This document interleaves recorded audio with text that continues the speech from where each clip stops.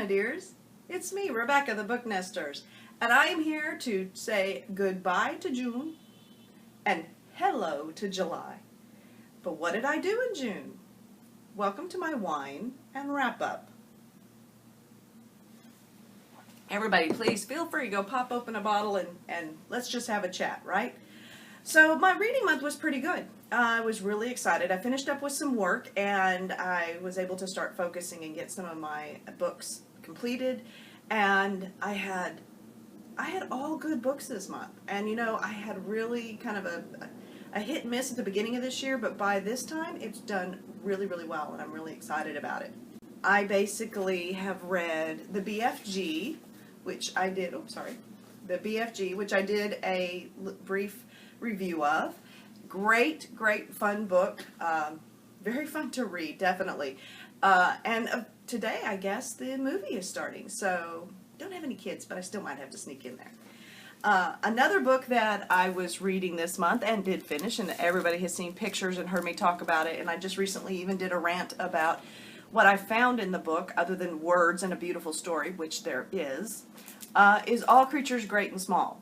This has been such a surprise. Now, I am doing this as a read-along with Kate Howe, and we're going to be moving on next month to All Things Bright and Beautiful. It reads like a novel, but it's a memoir. And it's so charming, though. The character development, because of how much you get to know these different people that he's interacting with, even the animals that he's getting to interact with, is just so fun. And I could be reading a chapter, and one chapter I'm laughing out loud to the point I'm putting the book down because I'm like, I have to gather myself to continue on. And then the next one, I'm crying so badly, I have to go and get a Kleenex to wipe my face because I can't even see the words. They're all a blur. And it's just amazing that you can go through these fluctuations of feelings in very short chapters very quickly. And I'm so in love with that. But he writes beautifully, and he takes the time to just kind of talk about what he's seeing. And you can tell, and this is the first part of his memoirs, and it's his early, right when he started working as a vet in the Yorkshire Dales, and he is in awe of the beauty around him. And he takes enough time in the book every once in a while just to stop. I mean, literally, he is stopping alongside the road and just admiring the view. Fantastic book. The prose, I think, is written very, very well. I'm so surprised that a vet can write like this. He's not an English major. He's not a lit major. He hasn't been writing professionally, and it's beautiful. If you're trying to add more nonfiction to your repertoire, this is amazing books to put into that. So I really encourage it. Can you tell? I really like it. Let's see. So the other things is I also listened to 2 books on audio, and both of them, and I think that's what inspired a little bit of wine and a little bit of wrapping up. I feel like I should have a glass of something in my hand, probably bubbly, actually, but I save that for Sundays. I have sparkling Sundays. Anyway, I digress. Part of the reason that I'm even kind of interested in that is because the other 2 books that I've listened to this month were both set in the roaring 20s of New York City. So the first book is The Diviners. And I know I'm a little late to the game. I know it's been out there for a while, and I believe that there's a second one in this series. And I didn't realize there was a series whenever I chose this one.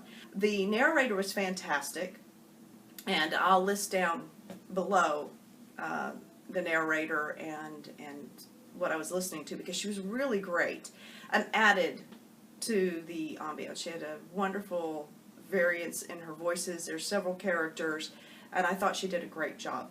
The story itself, it's a little odd for me, but I loved it at the same time. I thought I was going more into maybe a historical fiction, and it is that, but not in the ways of, there's some mysticism, there's some special abilities that are in this. There's a little bit of magic kind of in it, and I was shocked by it because I didn't know that was where the story was going to go, but it really adds to the story, and the atmosphere of the era is perfect for it. The heroine that's in it, Evie, she's annoying, but I think she's so realistic. And I think it was very well done. And by annoying, I just mean that, you want her to grow up, but gosh, she's 17. She can't grow up. You're not right yet. That's okay. And she's very selfish, but you actually see her kind of move past that in some cases. So that was a good thing. Let's see. The other book that I listened to was the retelling of the 12 princesses. Oh, the 12 dancing princesses.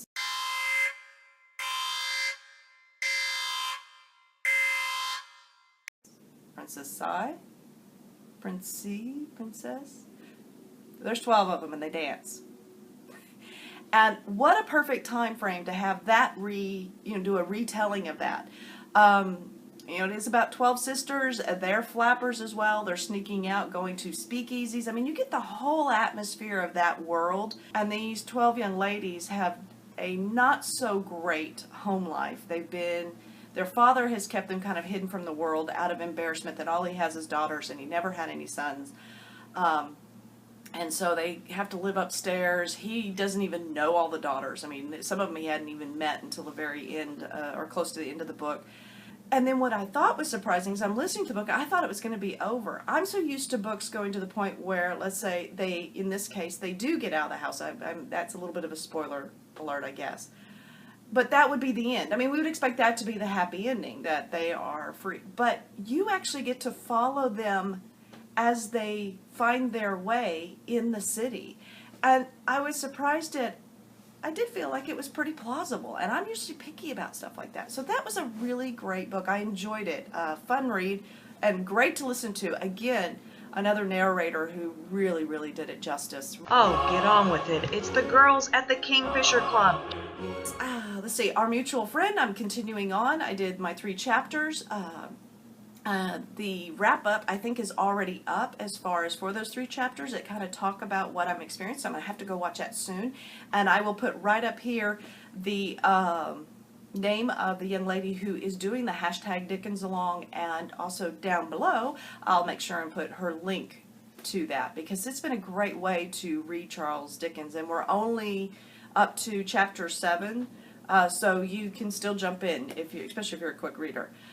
Let's see, I will be continuing on with Kate Howe, and from All Creatures Great and Small, we'll go to All Things Bright and Beautiful, and I'm sure I have a few more that going to be going. I'll continue on with Anna Karenina. So, June is gone, July is here. Cheers, my dears.